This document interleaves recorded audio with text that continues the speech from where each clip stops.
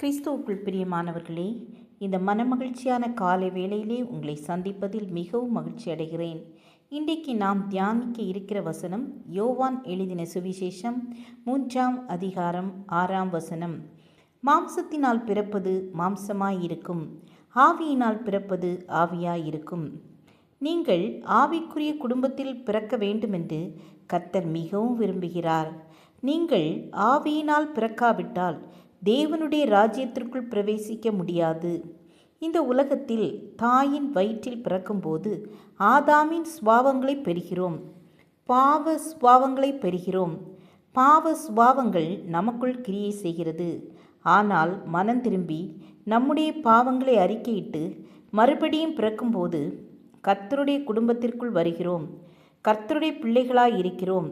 வேதம் சொல்லுகிறது, ஒருவன் கிறிஸ்துவுக்குள் இருந்தால் புது சிருஷ்டியாகிறான், பழையவைகள் ஒளிந்து போயின, எல்லாம் புதிதாயின என்று 2 கொரிந்தியர் 5:17 வாசிக்கிறோம். அநேகருக்கு மறுபடியும் பிறப்பது என்றால் என்ன என்பதும் ஆவியினால் பிறப்பது என்றால் என்ன என்பதும் தெரியவில்லை. பெரிய வேத பண்டிதராயிருந்த நிக்கதேமுவை பார்த்து, நீ இஸ்ரவேலில் போதகனாயிருந்தும் இவைகளை அறியாமல் இருக்கிறாயா என்று இயேசு கேட்டார்.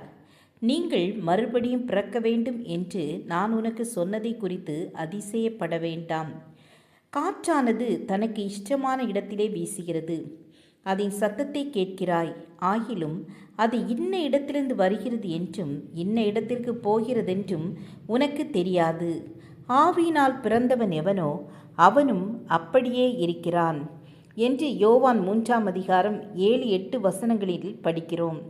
இயேசு ஆவியினால் பிறந்தவனை காற்றுக்கு ஒப்பிட்டு பேசுவதை பார்க்கிறோம். காற்றை நம்மால் காண முடியாவிட்டாலும் அதனுடைய அசைவை உணர முடிகிறது.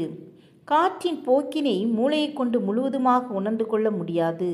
பரிசுத்த ஆவியாகிய காற்று பரலோகத்திலிருந்து வீசுகிறது. ஆம் என அன்பானவர்களே, காற்றை மூளையின் அறிவினால் அறிந்து கொள்ள முடியாததைப் போல அன்று சீசர்கள் பெற்ற அபிஷேகத்தை அவர்களை சூழ்ந்திருந்த உலகத்தாரால் அறிந்து கொள்ள முடியவில்லை. ஆனால் சீசர்களோ தாங்கள் உன்னத பலத்தினாலும் உன்னத கிருபையினாலும் நிரப்பப்பட்டதை அறிந்திருந்தார்கள். ஜெபம் செய்வோம். எங்களை நேசிக்கிறதான அன்பின் பிதாவே, எங்கள் ஒவ்வொருவரையும் அபிஷேகத்தினால் நிரப்புங்க. ஒவ்வொரு நாளும் எங்களை பாதுகாத்து வழிநடத்துங்க. இயேசுவின் நாமத்தில் பிதாவே, ஆமேன் ஆமேன். God bless you.